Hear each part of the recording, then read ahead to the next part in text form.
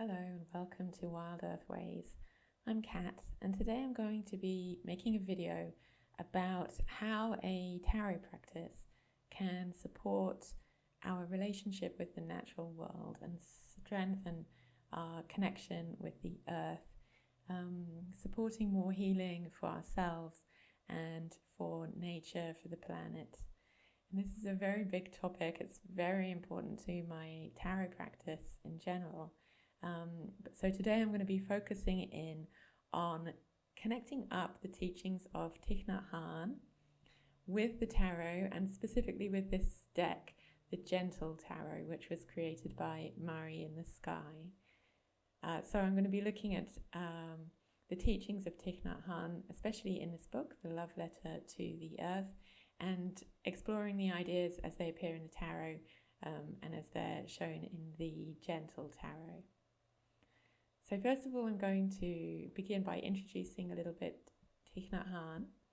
So Thich Nhat Hanh was born in Vietnam in 1926, and he became a Buddhist monk in the Zen Buddhist tradition. And he quickly became involved in social work in his country. And then because there was a civil war, a terrible war in his country, he became involved in peace work, and he moved to the United States of America to support peace activism for his country and worldwide. And Thich Nhat Hanh was exiled from his country. He went on to move to France, where he established a community called Plum Village, where he taught meditation and also did peace work with people from all around the world. So Thich Nhat Hanh is credited with introducing mindfulness and different meditation practices to many people in the West. He shared Buddhist concepts of mindfulness beyond his country and with many of us in the West.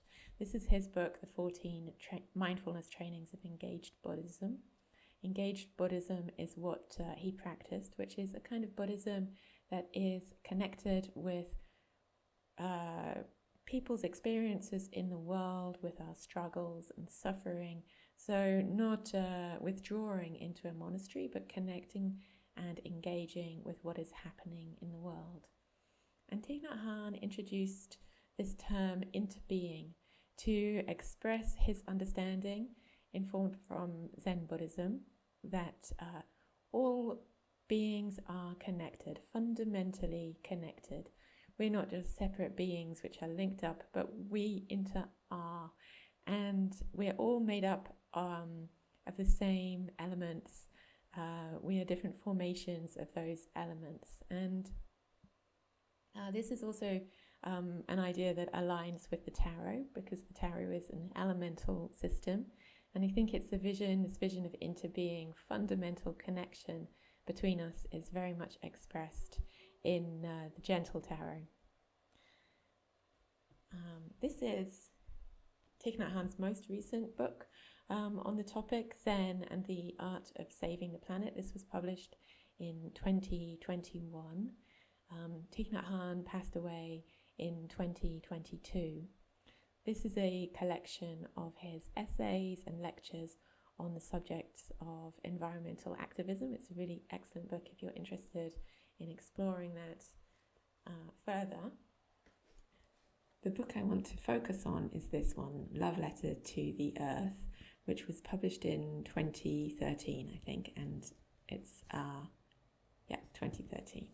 And it's a fantastic book, very simply setting out the ideas which are really at the heart of his teaching, especially in terms of our connection to the natural world.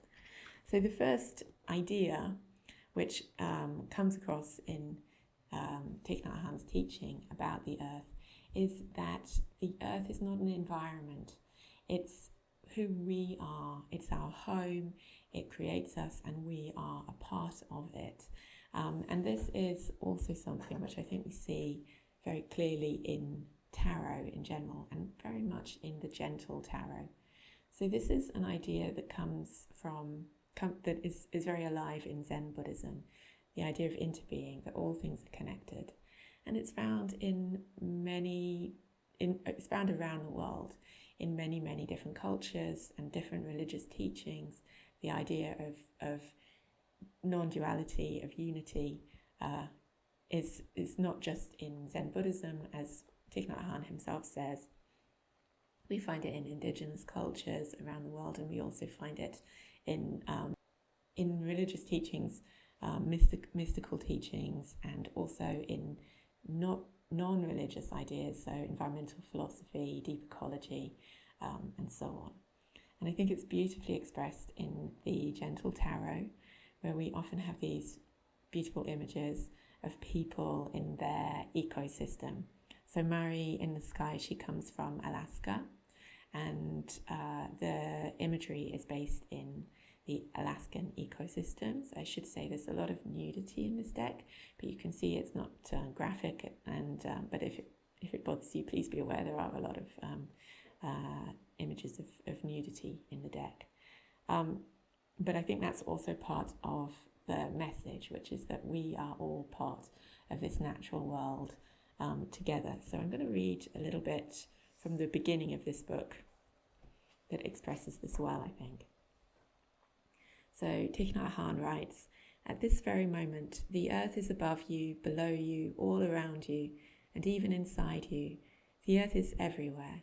You may be used to thinking of the earth as only the ground beneath your feet, but the water, the sea, the sky, and everything around us comes from the earth. Everything outside us and everything inside us comes from the earth. We often forget that the planet we are living on has given us all the elements that make up our bodies. The water in our flesh, our bones, and all the microscopic cells inside our bodies all come from the earth and are part of the earth. The earth is not just the environment we live in. We are the earth, and we are always carrying her within us. Realizing this, we can see that the earth is truly alive. We are a living, breathing manifestation of this beautiful and generous planet. Knowing this, we can begin to transform our relationship to the earth. We can begin to walk differently and to care for her differently. We will fall completely in love with the earth. When we are in love with someone or something, there is no separation between ourselves and the person or thing we love. We do whatever we can for them, and this brings us great joy and nourishment. This is the relationship each of us can have with the earth. This is the relationship each of us must have with the earth, if the earth is to survive, and if we are to survive as well."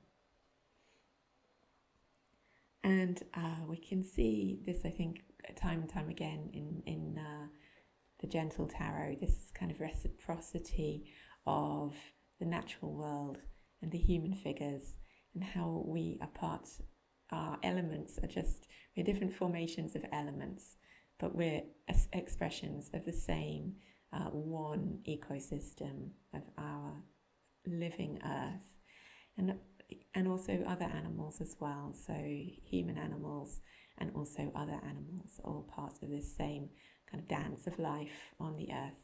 And as Thich Nhat Hanh said in that passage, the earth herself is alive, a living being, and through all of this life on earth is also conscious. So we see the way in which all of the beings bring this world to life, and our consciousness is earth consciousness. I think this is seen really beautifully in this Three of Cups imagery, with the women holding the water below the waterfall and welcoming the rainbows around their own bodies, how all these different elements make us up, and we experience them and bring kind of consciousness of them.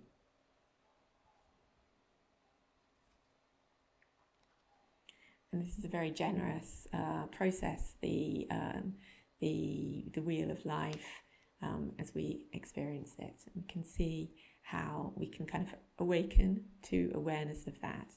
This is something that Thich Nhat Hanh talks about, saying that he doesn't think of God God and the divine as separate from the earth. He says, I think God is on earth, inside every living being. What we call the divine is none other than the energy of awakening, of peace, of understanding, and of love, which is to be found not only in every human being, but in every species on earth. And he goes on to explain that he sees the earth as a bodhisattva. A bodhisattva is a awakened being, a being who brings happiness, awakening, understanding, and love. And he sees the earth as the most beautiful bodhisattva.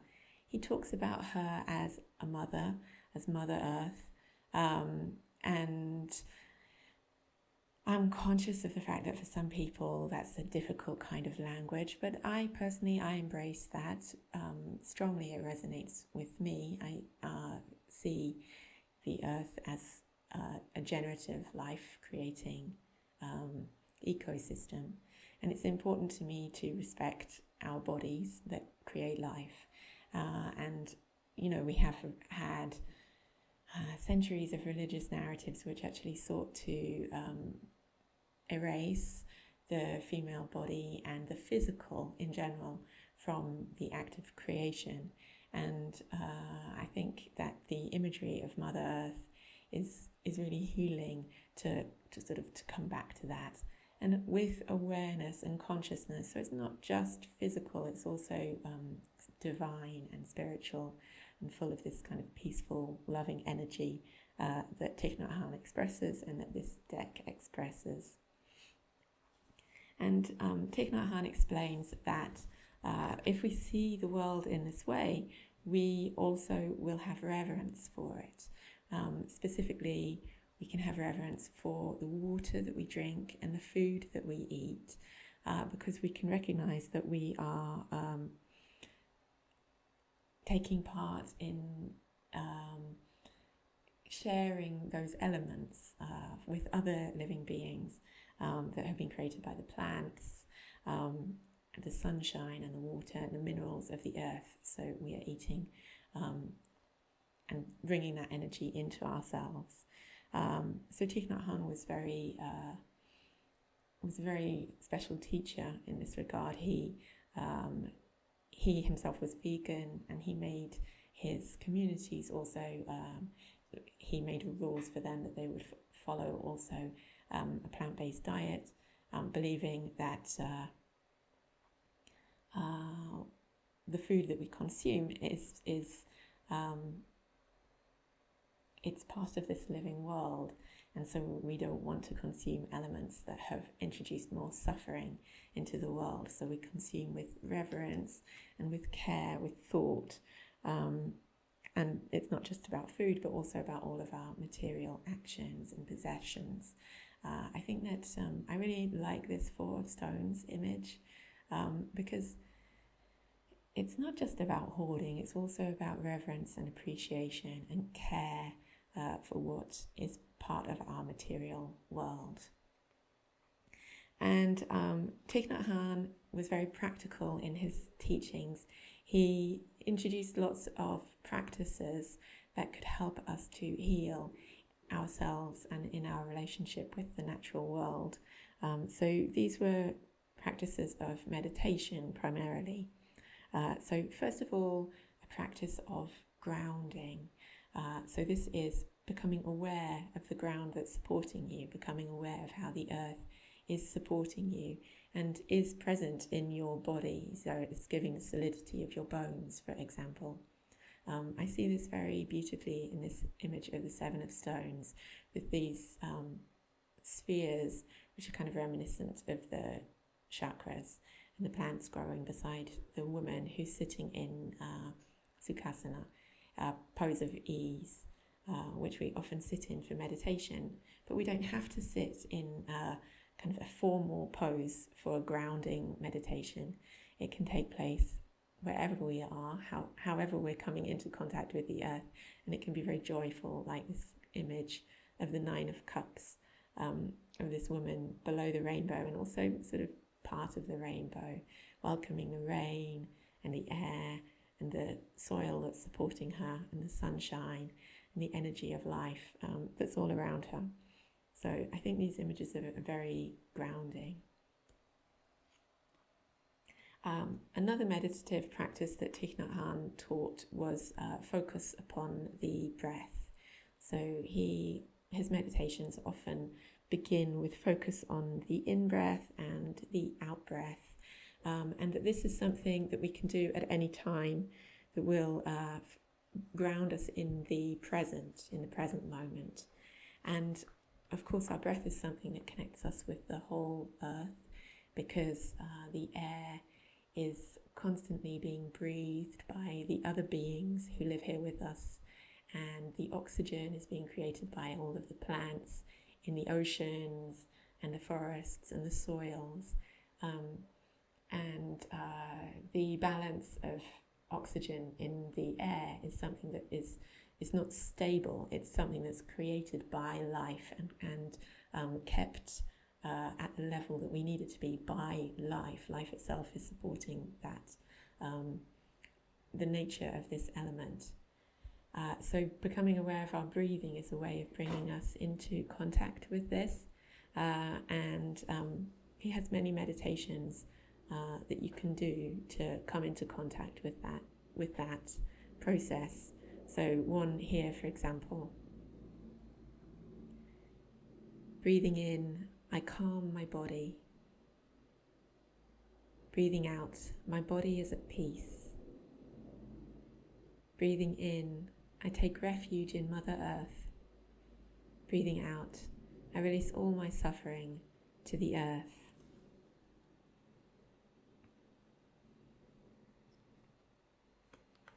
And so we can feel ourselves connecting with the air through our breath that then moves through all of the cells in our body. And I like this image of flight here through the air to remind me of that. Another practice that Thich Nhat Hanh teaches is walking meditation. So becoming aware of our steps upon the earth, and how we can become aware of how when we stand upon the earth, we're making contact with the earth. And he has specific guidance for walking meditation. With each step, I come home to the earth. With each step, I return to my source. With each step, I take refuge in Mother Earth. Each step can express your love for the earth. As you walk, you can say, I love the earth. I am in love with the earth. And I love this idea of sort of walking, expressing love and peacefulness with our steps as we move through the world. And I really see this in this Two of Wands image in the Gentle Tarot. So sometimes the Two of Wands is quite a kind of strivey sort of card, you know. Obviously here she's going up the mountain, so it connects with that image of striving to achieve something.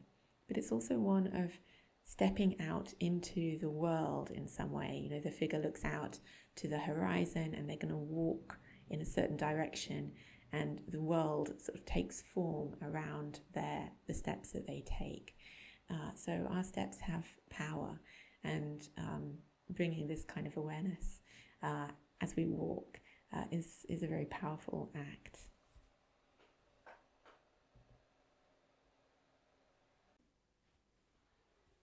So when it comes to our relationship with the earth today, a lot of us feel that we have to be doing something. We have to be active in many ways, and this is partially because we come from a culture, for those of us who come from mainstream Western culture, it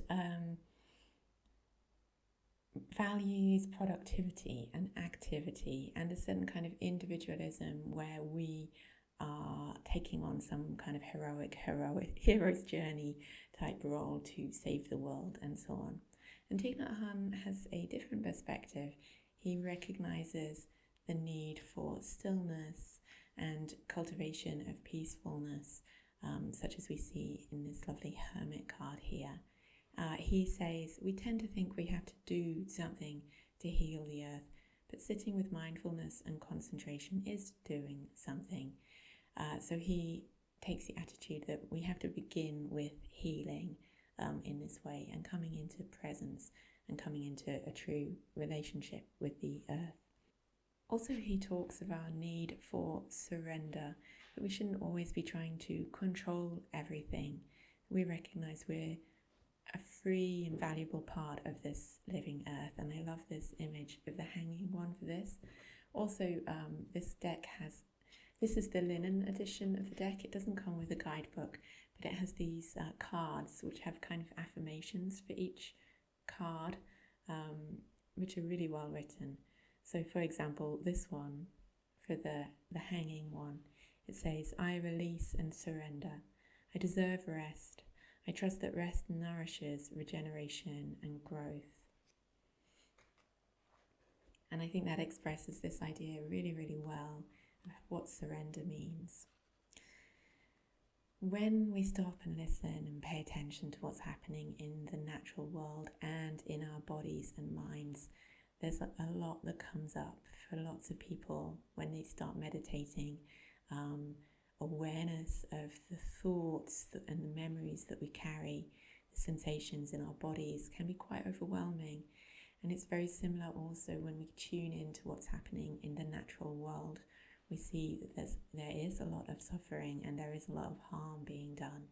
And so we have to have tools, we have to have support in dealing with this.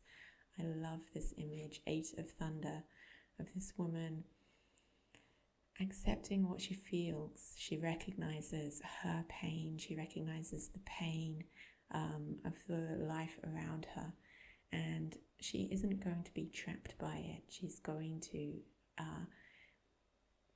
acknowledge it and find her own freedom within it and movement to healing. But it's hard, and I appreciate the fact that in this deck there is some acknowledgement of that, there is acknowledgement of pain. It's a very gentle and supportive deck, but it also recognizes struggle. Like here in this Devil card, with these painful footsteps that we're taking and the burdens and painful memories that hold us back. Now, Thich Nhat Hanh teaches that it's important to develop compassion. Compassion for ourselves is key to also having compassion for others and compassion for the world. And for that, we have to listen to our suffering. He writes about this like this: "When we know how to listen to our own suffering with compassion, then we can listen to someone else with the same compassion, to help the other person to suffer less as well. But we can't help others if we haven't recognized the suffering in ourselves first. That's why listening deeply to our own suffering is crucial. Then compassion will arise in us, and we will suffer less and be able to help others more." Now, I understand this is a very complex process, and it's not something I wish to oversimplify. But in Zen Buddhism, there are meditation practices for cultivating self-compassion. These have been popularized in the West by Kristin Neff, among others. And developing self-compassion is also part of developing an approach of loving kindness to others and to the world. And certainly when we tune in to suffering in the world, we're going to find it. There is a lot there. And sometimes what's needed is to recognize it, to see it, and practice trusting our heart to hold these experiences, knowing that we're not having to hold them alone. We don't, that through this kind of practice of interbeing, what Thich Nhat Hanh teaches is that you're not holding this suffering alone, because we are interconnected. It's something that is held with the earth, with others as well. Now, we live in challenging times for the earth, and Thich Nhat Hanh was very clear about this. In fact, he can write quite strongly of ways in which humans have hurt the earth and hurt ourselves as well. And I think we can see it, for example, here in this image, the 10 of Thunder. and we often feel like we're carrying a terrible burden, like here in the Ten of Wands. We don't know what to do. How do we stop climate change? How do we stop the suffering caused by animal agriculture? How do we stop the destruction of ecosystems caused by agricultural practices, overfishing, and other activities that humans are doing? And that's without even going to begin talking about what humans do to one another as well. It's a huge burden. It's a lot. And we want to, I think this deck is very clear in saying that we need to approach this with love, but also with justice, with a sense of karma, that we need to recognize that our actions have consequences. I love this image of the tower, which shows this woman sitting peacefully amidst the turmoil. And this is something which I think would resonate with Thich Nhat Hanh, that we can be peaceful amidst times of difficulty. So he himself, he was working as a peace activist. He was working in very difficult situations, trying to bring refugees out of Vietnam. And he talks about how important it was for him to stay peaceful in himself, to stay in contact with his breath when he was dealing with really devastating situations and trying to bring healing where he could. And he often was very active, not just passive, but was able to act from a place of calmness and a place of peace. And this is something, when we tap into the strength of the earth, that can bring us courage and strength to know that we're part of this bigger whole that wants to live, that wants to be aware, that wants to thrive. Sometimes we hear people say, humans may become extinct, but the earth will be just fine. This is not something I believe. I don't think that the earth wants to lose us, her children. It's not just fine for the earth when a species goes extinct. Species are extraordinary creations and beautiful expressions of life, and life thinking about life over time. And I don't believe that the earth is just happy to shrug us off when we make mistakes.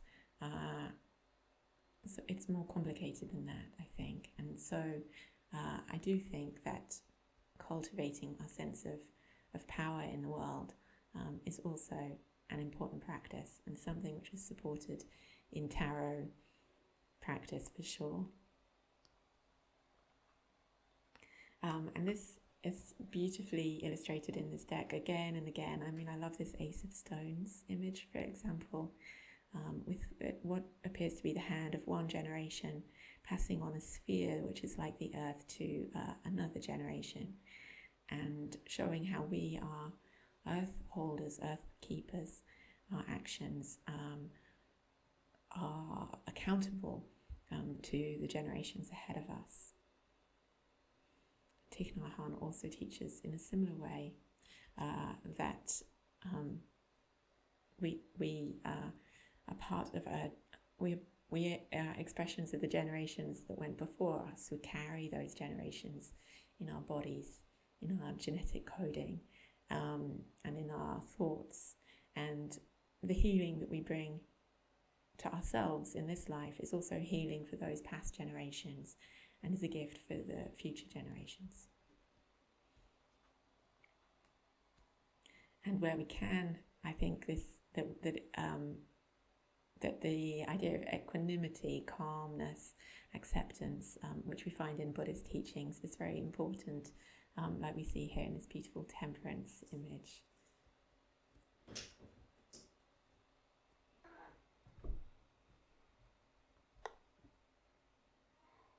So I have to take a quick pause while my cat visits the. So I think the benefit of tarot in bringing it into this kind of practice is that tarot recognizes that we're changeable, we're humans, and sometimes we may be equanimous and beautifully balanced, like the Temperance card, and sometimes we're full of strength and unified with our world around us. And at other times, and sometimes we can give, we're flowing over with generosity and ready to give. But at other times we need to be held. We need the earth to hold us. And here I love so much this image of the Two of Thunder, the Two of Swords. Two of Swords is in general a card that means a lot to me. And I do associate with a meditation practice. And this one, I love this woman being in the kelp forest with the seal, so she's almost like a selkie herself, but she's in this fetal position. So it reminds us how the ocean is all of us as womb. We came, all cellular life comes from the ocean, which is why we have salt water in our cells, in our blood. And the ocean is still a kind of cradle of life. It's where most of the oxygen comes from on our planet. And this woman is held so calmly and beautifully by the ocean. And it makes me think of what Thich Nhat Hanh talks about home. It's very moving because we know he himself lived most of his life in exile. I personally left my home country a very long time ago and have lived in many different countries. And so for me, the concept of home is quite complex. Well, actually, it's very complex. And I appreciate Thich Nhat Hanh's teachings on this subject. He writes, "All of us are looking for our true home, the place where we feel safe and sheltered. If we practice mindful breathing and with each breath we get in touch with the earth, then we will know we're already home. While practicing mindful walking, we have a chance to enter into deep communion with the planet Earth, and we may realize that Earth is our home. One breath, one step is all we need to feel at home and feel comfortable in the here and now.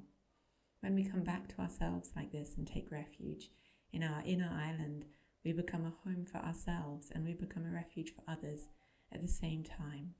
The shortest and deepest teaching I can offer is this: I have arrived. I am home. Breathing in, you know you have already arrived.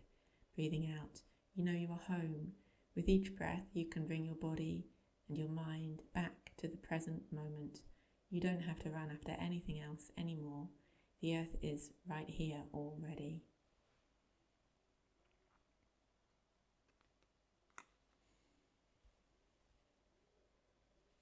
So even in an image like this, the Eight of Cups, which is a kind of quest image, isn't it, of moving on, seeking, actually we're already in our home. We already have everything that we are seeking. Our bodies hold us in that relationship with our home.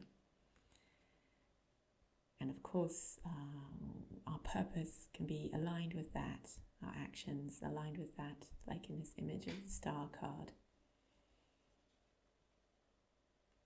And I do enjoy the images in the Gentle Tarot of people sort of moving courageously into the world, through the world, with so much confidence and sense of belonging.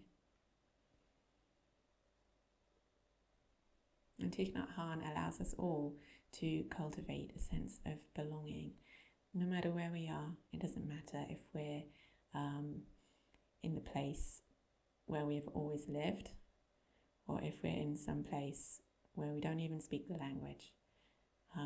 We can still feel that we belong with the earth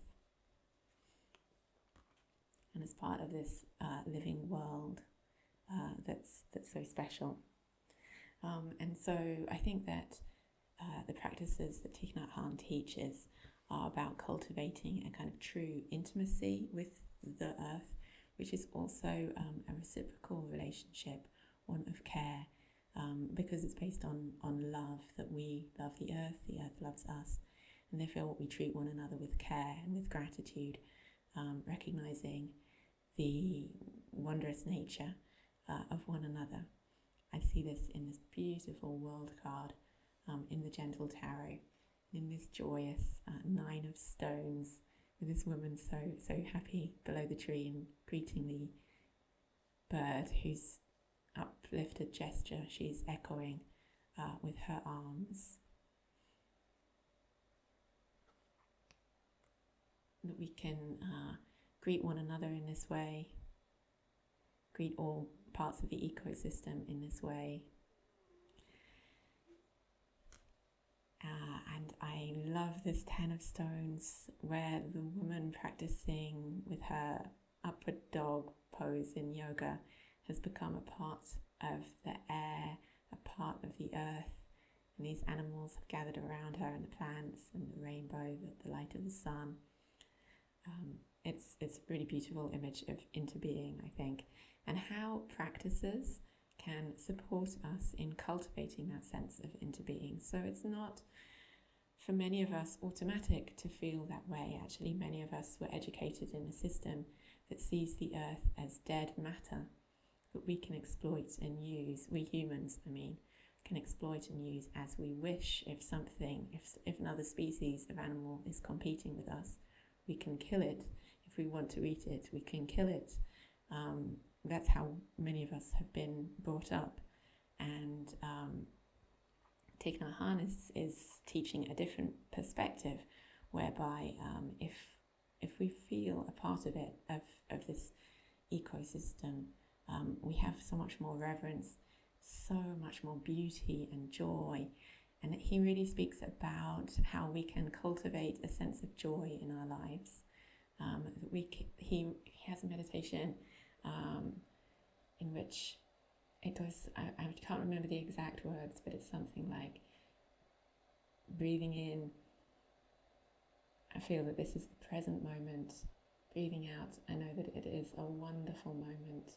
And so there's this sense of deliberately cultivating joy, that we can choose to be grateful and appreciative of this beautiful world we live in. And I feel that the tarot is very, very supportive in this. Through the different cards that we've seen, it connects with our wide range of different experiences, and it can guide us to practices that we need at different times. So sometimes we're ready to cultivate joy, other times we need to treat ourselves with compassion. Sometimes perhaps we're ready for active movement in the world. At other times it's about supporting our relationships with one another, and feeding one another, all the different ways in which we interact with the earth and her living beings, and ourselves. So this has been a lot to cover in one video. I hope it's made some sense. I'd love to hear what you think about what I've said. And I'm not speaking from a perspective of expertise. I myself am not a Zen Buddhist, but I have learned a lot from Thich Nhat Hanh over the years, and from practicing meditation over the years. And I have learned a lot from connecting that up with my tarot practice as well, and other kinds of practices that have helped me in deepening my relationship with the earth. And that's an ongoing practice. It is indeed a practice. It's not complete by any means, and by no means perfect, but I am always so grateful to creators like Mari who share their insights and wisdom, and teachers like Thich Nhat Hanh who can bring us guidance. So maybe in the future I'll explore another teacher and another deck in this way, because it's helped me to sort of think it through and work out my ideas on this, and it's an ongoing process, of course. So thanks so much for listening with me, and I hope you have enjoyed this video, and I hope to see you again soon.